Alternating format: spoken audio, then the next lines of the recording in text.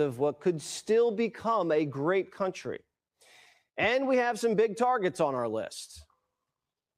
If there is no deal, we are going to hit each and every one of their electric generating plants very hard and probably simultaneously. Which is a war crime, by the way, because that's going to cause a lot of suffering on the people more than the military. We have not hit their oil, even though that's the easiest target of all, because it would not give them even a small chance of survival or rebuilding. But we could hit it, and it would be gone, and there's not a thing they could do about it. Well, I mean, they could destroy all the other oil infrastructures in the region. I mean, they could do that, actually. That's what they're threatening to do if you attack their oil infrastructure. They'll destroy the wall desalination plants in, Saudi Arabia, QAE, Qatar, energy infrastructure in Saudi Arabia, UAE, and Qatar. They don't care. That's what they're willing to do if we attack them like that. If they haven't gotten the message, they will soon. To join our expanded fleet of Warthogs, more of our F-18 Super Hornets we're just seen launching from the USS Abe Lincoln as we conduct dynamic bombing campaigns deep inside of Iran. To help our jets and bombers, our KC-135 Stratotankers and KC-46 Pegasus aircraft have been refueling mid-air to maximize time in the sky. Meanwhile, on the high seas, the 31st Marine Expeditionary Unit on board the USS Tripoli have been simulating amphibious assaults. They're right off the coast of Diego Garcia, out in the Indian Ocean. The Marines are available for straight operations if they get the call. Plus, we just got some new toys. Run practice. The U.S. Army just developed next-generation grenades. It's the first grenade developed since Nam, and it uses shock waves to kill instead of shrapnel. On impact, a blast will rupture everything inside the enemy's body. These would come in handy in close quarters combat on an Iranian island or a port. And more assets are moving into theater. The USS Gerald Ford is just a few days out after repairs in Croatia. The USS Boxer, the ship full of Marines, choppers, and fighter jets still sailing full steam ahead. The president says we're entering the final stage. I can say tonight that we are on track to complete all of America's military objectives shortly, very shortly. We're going to hit them extremely hard over the next 2 to 3 weeks. We're going to bring them back to the Stone Ages where they belong. Israel's going out with a bang. In 48 hours, they've struck over 400 targets and dropped 650 munitions on the enemy. The IDF eliminated battalion commanders, including the top guy in the regime's ballistic missile unit. These strikes are hitting the mullahs where it hurts the most. Still firing, though. Overnight, the Israelis struck the Guard's central financial headquarters. The funds coming out of this building pay for Iran's armed forces and provide billions to their proxies. On top of that, they took out the commander of the regime's oil headquarters. This is what you'd call a hostile work environment. Iran's on the verge of a depression. The Guard's policies have bankrupted the country with high inflation and unemployment. And there's actually, no, that was our sanctions that did that. So if you want to be real, yeah, it's our sanctions. And Scott Besson admitted to this, that he also pulled some pretty crazy economic plays to pretty much destroy their currency. I mean, we kind of forced that protest. If we'd have just let that happen, I'd have had no problem with that. If we used that to get the regime out of power, I mean, hey, that's a chess move. But using all this force, kind of pissing off our neighbors, damn near about to throw off the global economy, I don't think is the best move. But it could work out still. But I mean, bro, there was a less there was a better way we could have got here with less turbulence. Stubbornness and nuclear ambition pushed the country into a war against the world's greatest military. To prevent uprisings and cyber warfare, the regime shut the internet off, which then shut off all commerce. The streets are hot. The regime smells a coup coming, and they're going on an execution spree. In the last 2 days, actually, they're still selling their oil. The regime is still making money, but all of these places are getting hit, though. Like I said, Iran is getting hit hard, and I don't see them lasting too long. But let's be real, I'm gonna call it when I start seeing these guys unable to hit their targets, and sadly, they're still able to hit all of their targets. All of these countries around them are still on I ain't gonna lie, they're still on edge because they're still getting attacked by drones and missiles, especially Israel, who's seeing majority of the missiles. They've killed 4 dissidents. The clock's ticking. They're running out of money and missiles. The only leverage they have left is uranium. And Trump's watching it like a hawk. We have it under intense satellite surveillance and control. If we see them make a move, even a move for it, we'll hit them with missiles very hard again. We have all the cards. They have none. With their air defenses gone, Epic Fury's setting up a softer target. If Iran ever tries to nuke up or rearm, the next president can mow the grass. The main issue is the Strait. If they mine it, we have tools. American Avenger-class minesweepers can take them out one by one. We used these during the Gulf War and destroyed over 1,000 mines off the coast of Kuwait. The Navy's also upgraded our littoral combat ships. Those are the shallow water vessels with 50 caliber machine guns attached. We also have choppers equipped with laser mine detection systems too. And this just in, oil tankers are starting to move through the Strait. 3 ships with insurance hugged the coast of Oman and slipped into the Gulf. The Arabs are also after they paid that toll to the IRGC or Iran. And they paid in yuan and they got allowed to go through. Yes, and the 20 ships that got let through, Pakistani ships, allies of Iran, and they let them through after they paid for that oil in what? Chinese yuan. Also feverishly building new pipelines to feed oil into the Red Sea so the Strait can never get held hostage again. Trump seems calm. He's telling the world to just sail back in. So to those countries that can't get fuel, many of which refuse to get involved in the decapitation of Iran, we had to do it ourselves. I have a suggestion. Number one, buy oil from the United States of America. We have plenty. We have so much. And number two, build up some delayed courage. Should have done it before. Should have done it with us, as we asked. Go to the Strait and just take it, protect it, use it for yourselves. Macron says that's unrealistic. And to be honest, he's right. The French and the Europeans have been AWOL since World War II. I mean, let's be real. They just don't have the military might, sadly. And I mean, also, it's like I said, it's a dickhead move to try to drag these guys into a conflict/war that they didn't start, that they didn't want.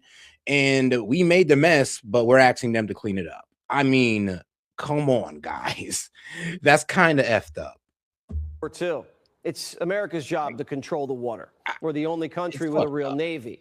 Like, bro, telling them to get their arms up, telling them to get their money up to go ahead and, buy some more weapons. That's one thing.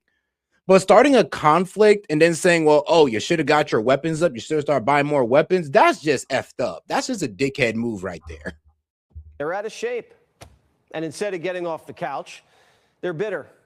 And the Strait's closed and they're blaming us instead of. God, do me a favor and double tap that screen and like the video, man. Appreciate the support, by the way. But make sure you're smashing that like button or double tapping that screen. The mullahs. One White House source told Politico, quote, "It's like these mother effers always talk about Article 5. Okay, well, Iran has been blowing up our soldiers and ripping their wings off for, half a century. And we finally responded. And now they're going after all our major non-NATO allies in the United States. And you guys are saying not only you're not going to help, but you're closing your airspace to us? Really?" Iran was. I mean, yeah, because they don't want to get targeted. They don't want to be involved in this war that we're popping off.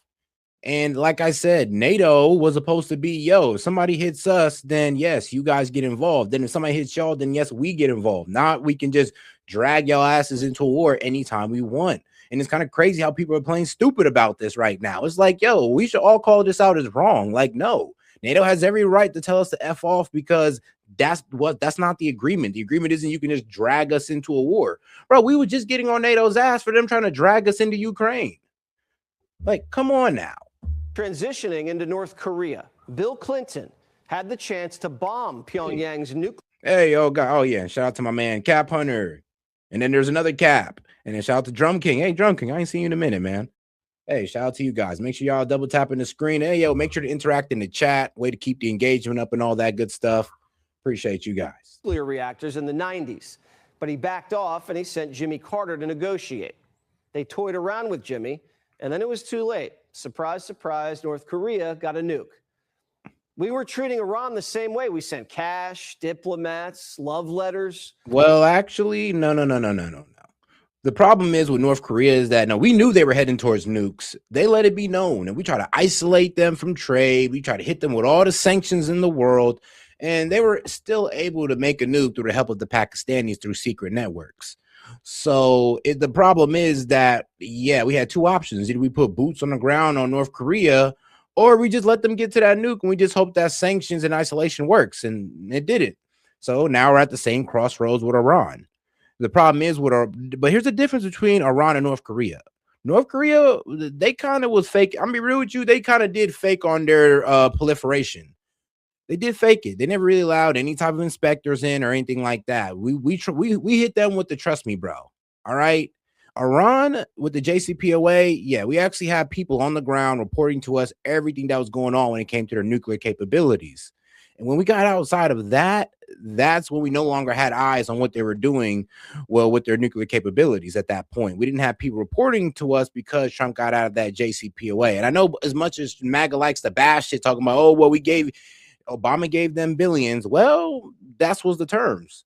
Okay, we live sanctions that pretty much, and it wasn't us giving them billions. Didn't come out of our pockets.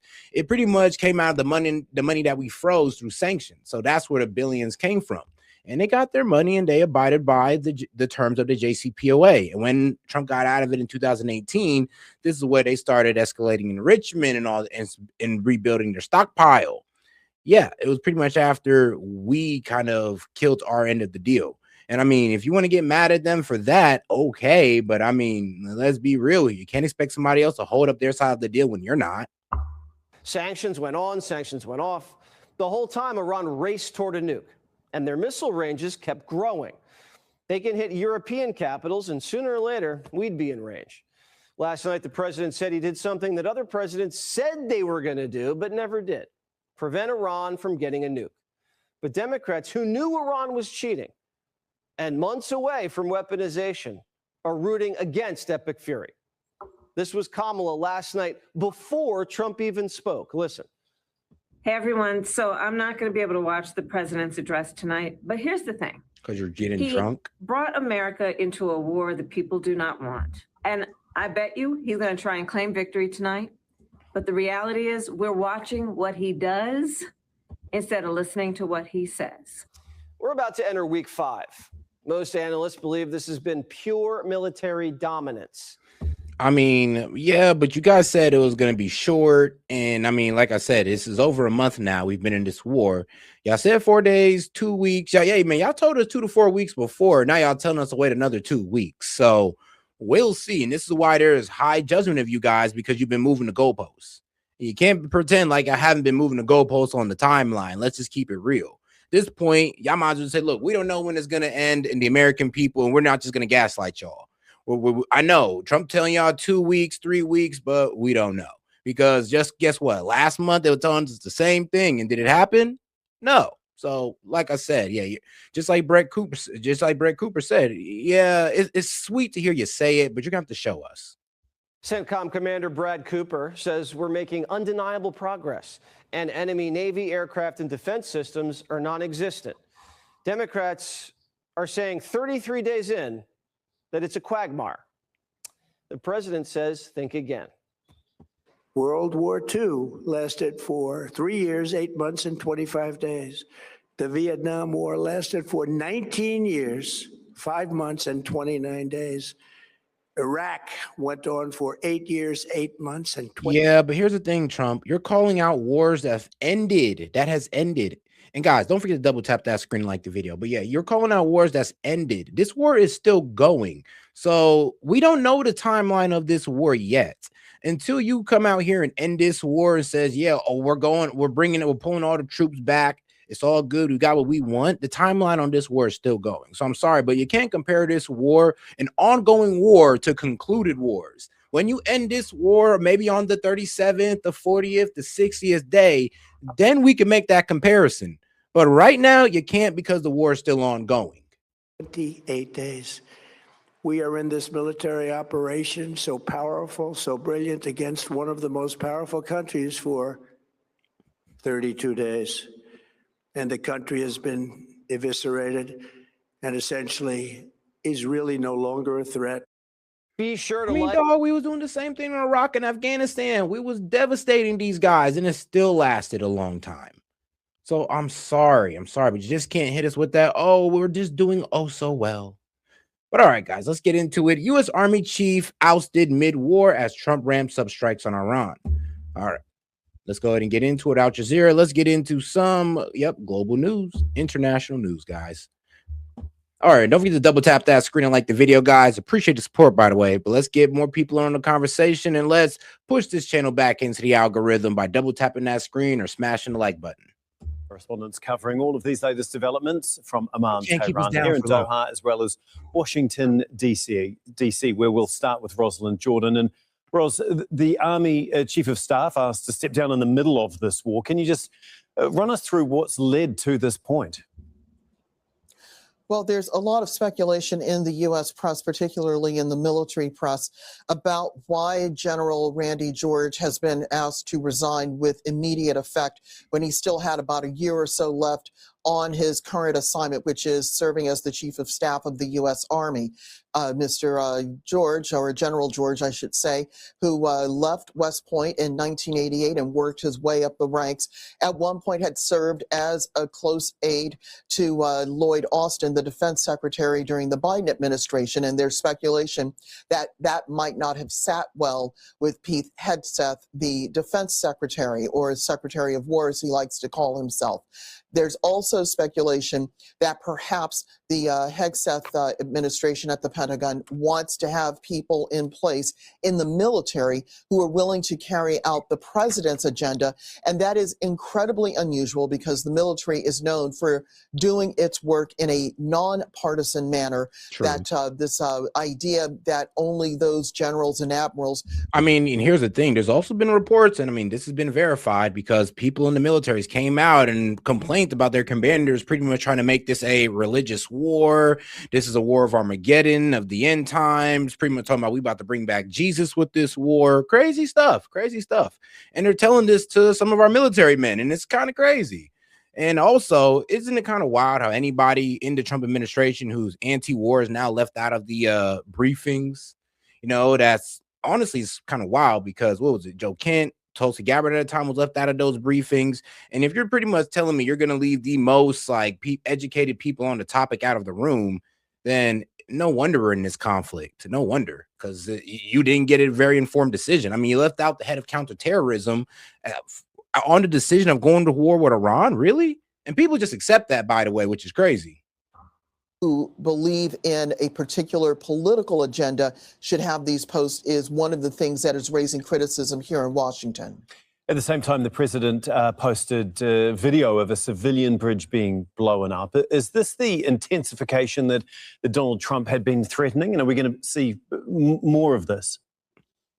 Well, this is something that the U.S. President Donald Trump had alluded to earlier on Thursday on his personal social media platform, basically saying that if Iran does not capitulate to the U.S.'s 15-point proposal for ending the war, which started on February 28th, that the U.S. would respond with more military strikes. Now, it's not clear that this was done immediately because of the president's posting on social media. Usually there's a little more advanced time and advanced planning before the military carries out strikes, but it's certainly the timing certainly does look suspicious.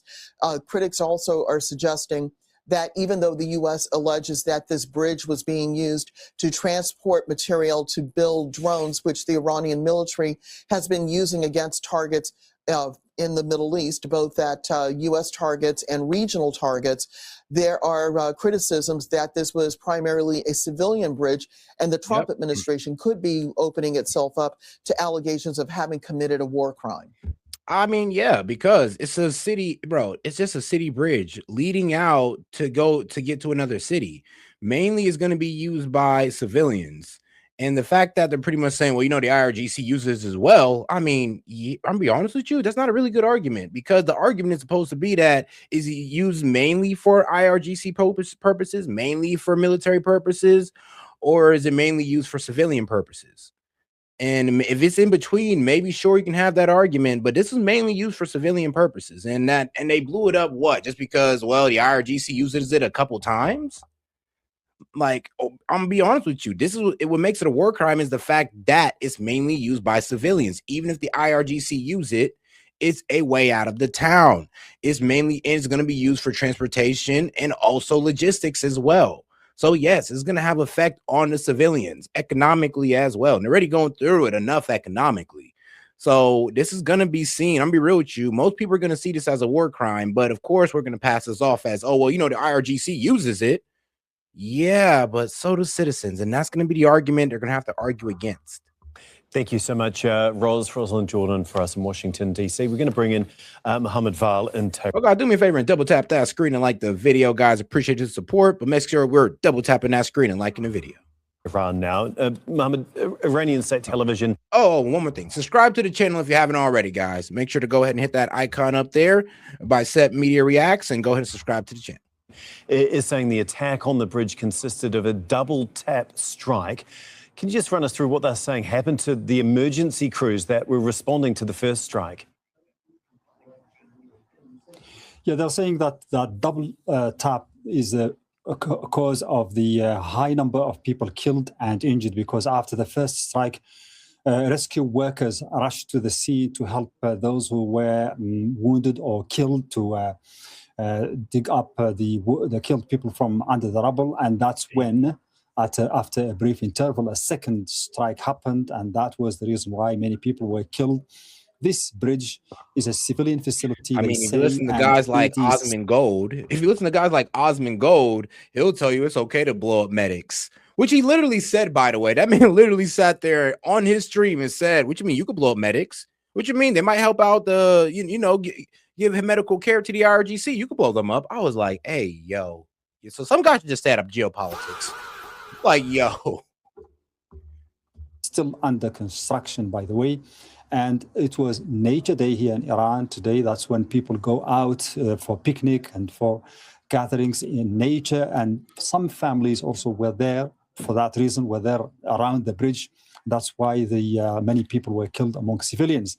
It's a subject of severe, a lot of anger here and condemnation among the high officials in the country. The foreign minister said this type of destruction of civilian facilities is not going to force Iran to surrender or sign a deal that is not in favor of Iran's interests, and that Iran is going to rebuild whatever civilian infrastructure is destroyed. But what can't be rebuilt is America's standing because of what he's doing to the people of Iran. Again, officials here see this as a sign of desperation, that the Americans are running out of military target. They don't know the military facilities. They don't know where they are to hit at them. And now they are punishing the people. Yeah, one of the IRGC commanders came out and just started bragging like, look, man, you can do all these cute little surface bombings of our facilities you want. We have underground bases and this is what he said. He was talking about they got underground bases that we don't know about. They're still making missiles. They're still able to pop out of those and shoot missiles. And we've been knew about their underground bases, but we don't know about how complex these bases are. People speak of underground factories and all this crazy stuff, underground missile shells and all this wild stuff. Like, we really don't know how complicated their underground system is. I mean, God forbid honestly, I would hope they're just lying. God forbid they're telling the truth, because that's a lot. And I'm gonna be real with you, that means we really do got to put boots on the ground. Iran, 90 million Iranians are suffering because of these things. We also should mention the power outages and all other institutions that have been destroyed or targeted.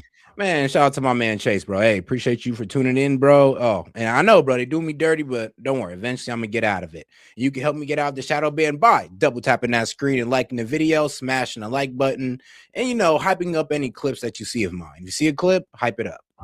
In the last few days, and this is a pattern that is increasing in the country.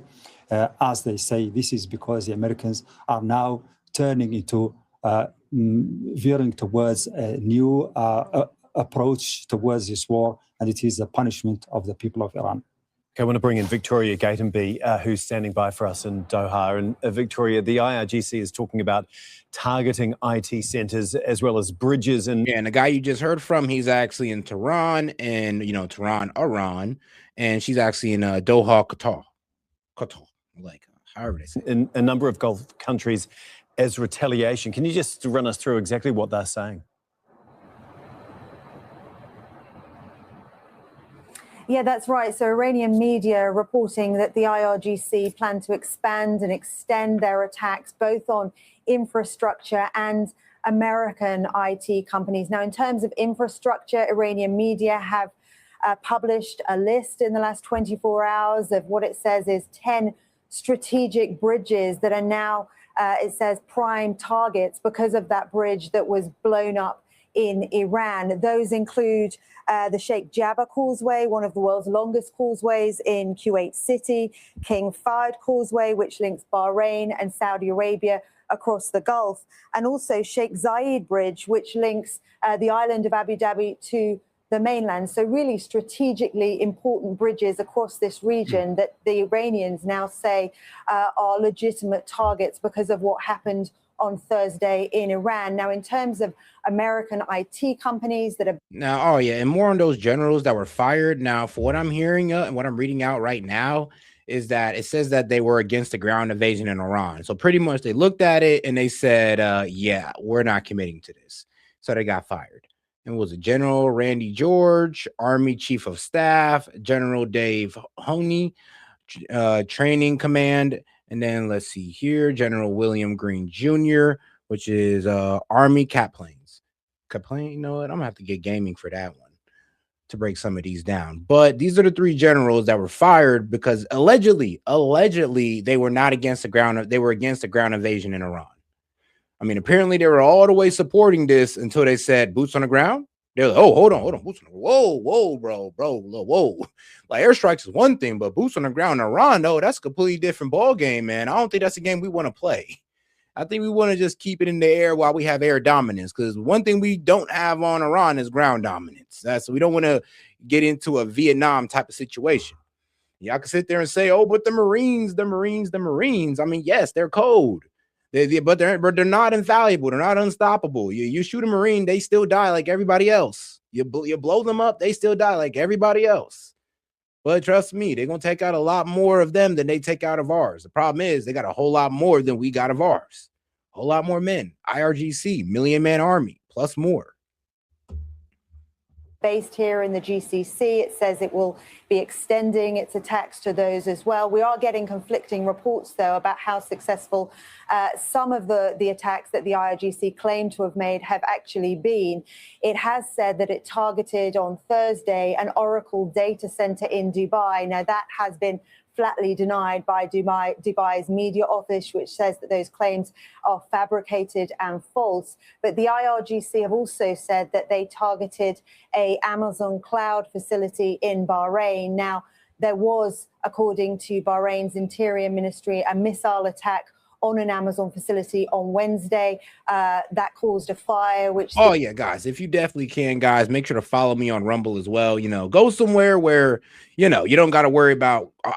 I am trying to transfer a good amount of my audience to Rumble, so, I don't got to worry about getting shadow banned, and Rumble's going to let me grow as long as, you actually have that engagement. Problem with YouTube is that, well, YouTube has shown to me that they're willing to cut my engagement anytime that they want. I mean, what was it? Last time I went through the shadow ban, it was like 2 weeks. Magically, my engagement comes back. 2 weeks later, they kill it again. Then it magically comes back. Then they kill it again, and now I'm, still going through it. So it is what it is, but YouTube is kind of showing me that I can't really trust this platform to be a main one. So I'm going to try to make the main one either Rumble or Kick, depending on the growth of those platforms. So do me a favor and go over there and follow me on Kick. And don't forget to double tap the screen too while you're at it. Or smash the like button, depending how you're watching. The civilian authorities, the firefighters, did manage to contain. So it does seem like that attack did happen. The IRGC saying that they will escalate these types of attacks and target other companies. In the past, it has said it will target companies like Microsoft and Apple. Yep. Okay, I want to bring Mohammed. Yeah, I mean, honestly, yeah, bro. Air defense system has confronted hostile missiles and drone attacks. Yes, because Iran is still firing into there, and of course, Iran is threatening to fire at places like Apple, Amazon, start attacking tech companies in the region, which is not a good thing. Obviously, not a good thing, because that's definitely going to start affecting commerce back home as well. Start affecting their stock prices. They're going to start plummeting. And Amazon, I mean, they can take the hit. So can Apple. So it's not like they can't take the hit, but it is gonna be somewhere where they might not ever want to rebuild again due to the fact that their facility got attacked by a freaking drone. Like, who want to rebuild there? It's like, bro, building a factory in the hood. You're just gonna have a whole bunch of missing equipment. Who want to deal with that? Val back in Tehran. It wasn't just the bridge. There were also strikes on vaccine centers. The steel factories were closed, and I believe there was also a blackout. Can you just run us through how much damage is actually being done to the state's ability to continue to function? Yeah, that's right. Power blackout happened for the third time around Tehran because of the strikes that targeted facilities there. And also an airport in Kashan, by the way, in Isfahan, alongside that steel factory have been reportedly struck also today.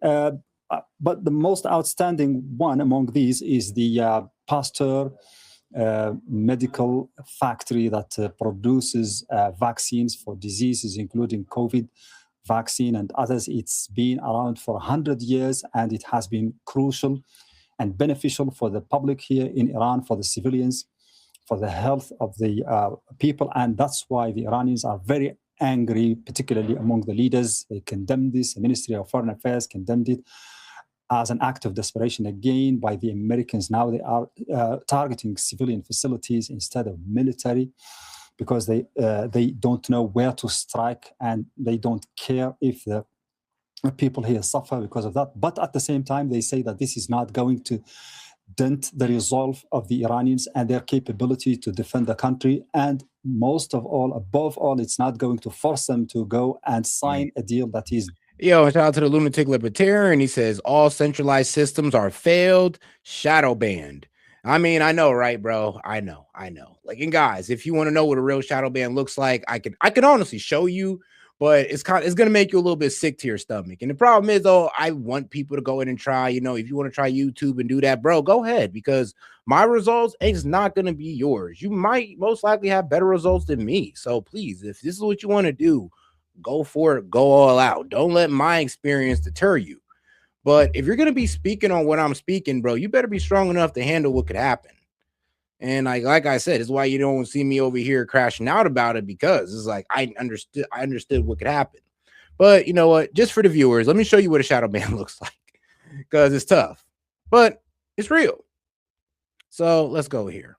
Right now, let's see here. It happened about, I would say, 2 weeks ago is where the match right here. Now, if you look at all my streams right here from about 3 weeks ago, you got 180,000, you got 200,000.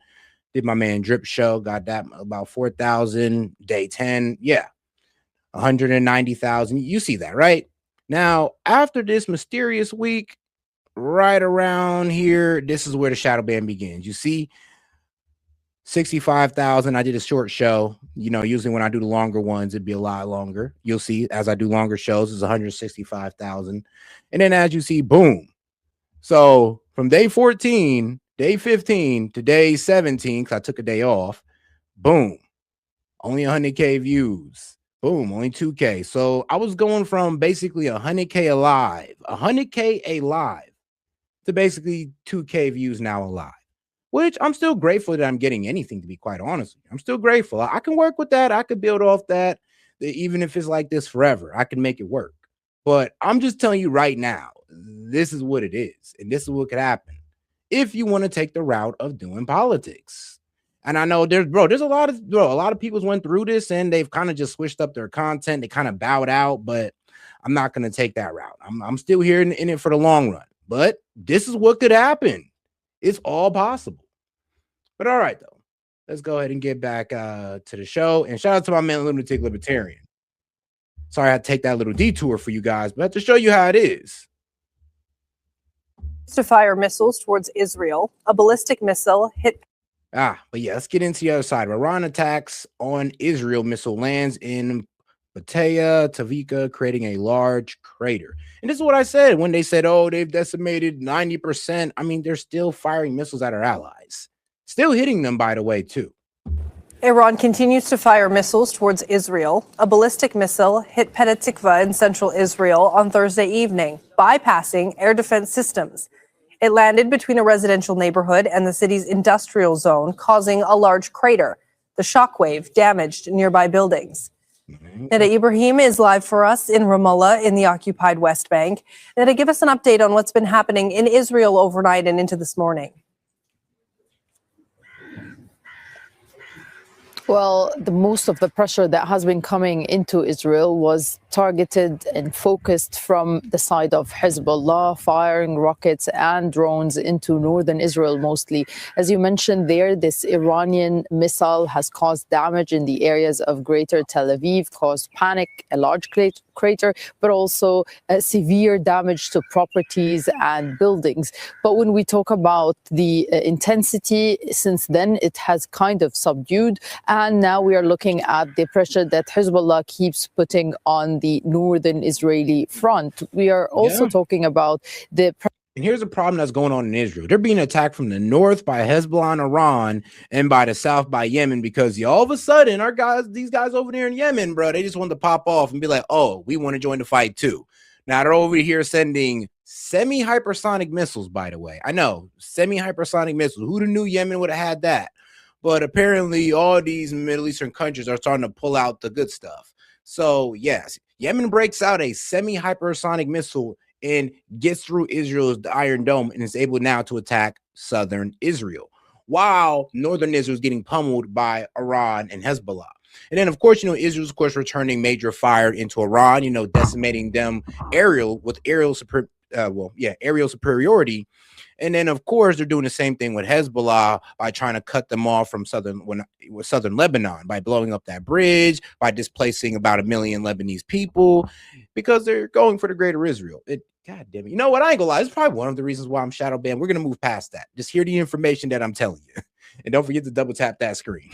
Pressure that has seen Hezbollah send 200 rockets just in the span of 24 hours. These are the latest estimates we're getting from the Israeli authorities, as the Israeli media talk about a potential mistrust that could lead to the collapse of the talks between the Iranians and the Americans. This is the view in Israel this morning, that there is no trust between the two parties and that they could see these talks fail.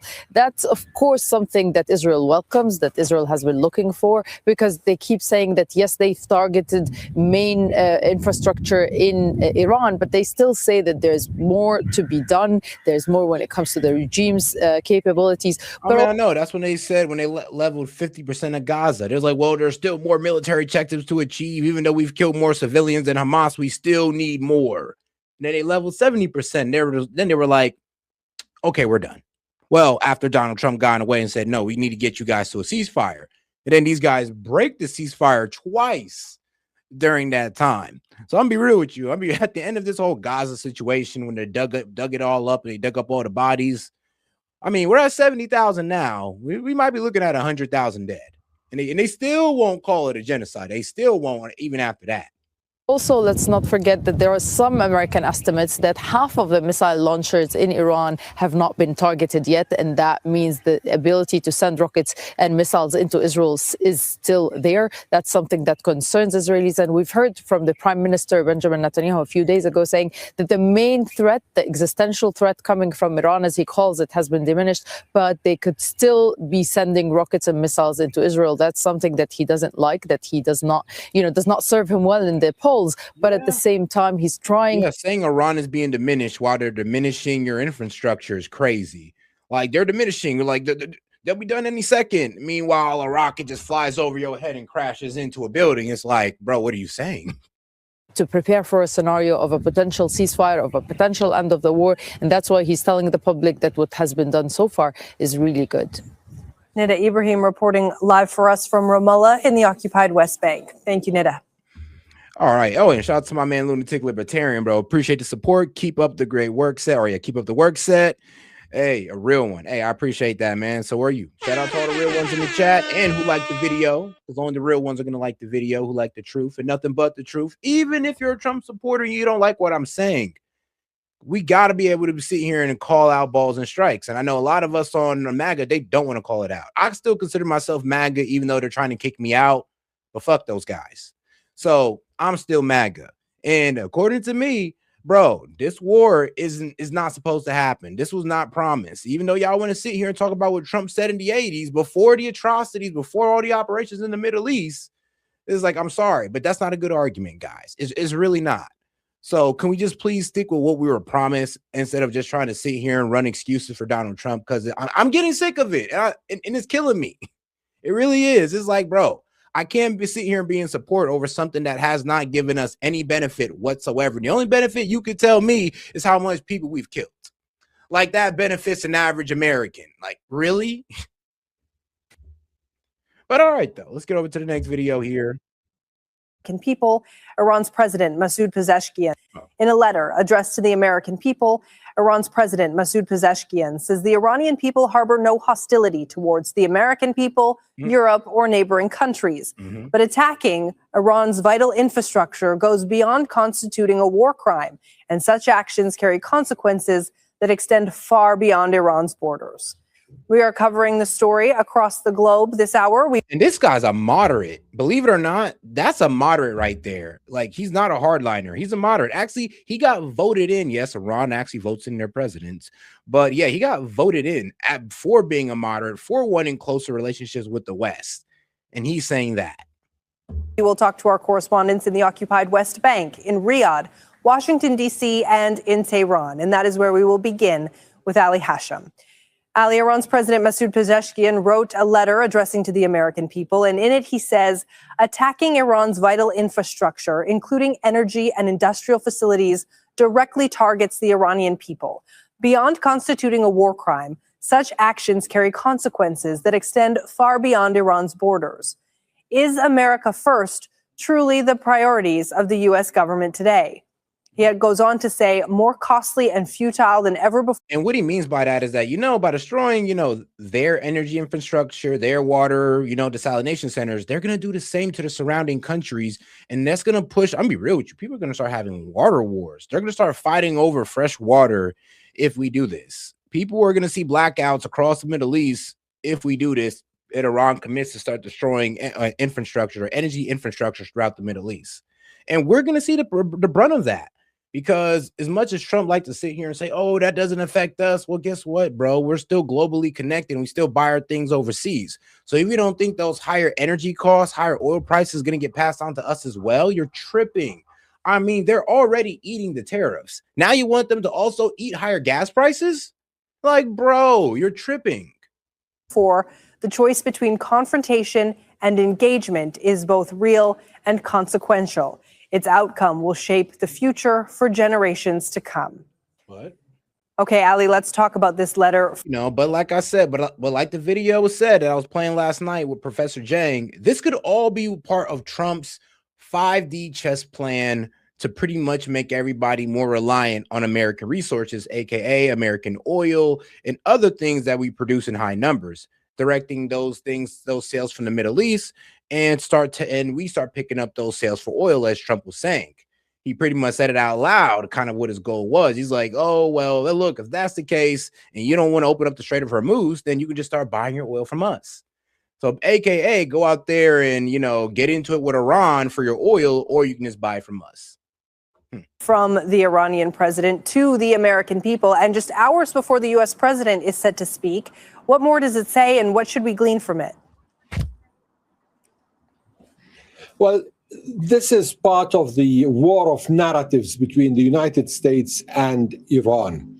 The Iranian president, who President Trump said that he, Pezeshkian, or the president of the new regime in Iran, as President Trump said, is the man who asked him for the ceasefire. So it's clear that this is the context from where Pezeshkian's letter came, so that he is kind of approaching the American people directly or addressing them directly, trying to explain his country's position. And it's not a warring country, rather it's fighting a war that was imposed on it. And actually in Iran now they're calling this war as the second imposed war, because they refer to the first war between Iran and Iraq in the 80s as the imposed war. So he is using also this narrative to reach out to the American people and try to build a kind of... I mean, what?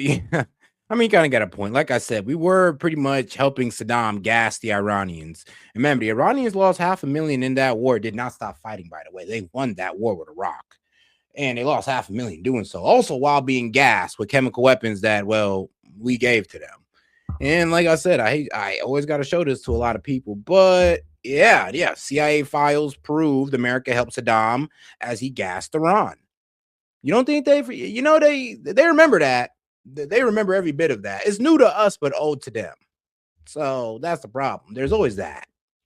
I know there's always two sides to each story. That's why I believe in just, burying the hatchet and getting to diplomatic reasons getting to some real diplomacy, because let's be real. We could sit here and call it the atrocities of both sides all freaking day, from Iran to America to Iran. And then we're not going to get nowhere if that's the case until one of us is destroyed.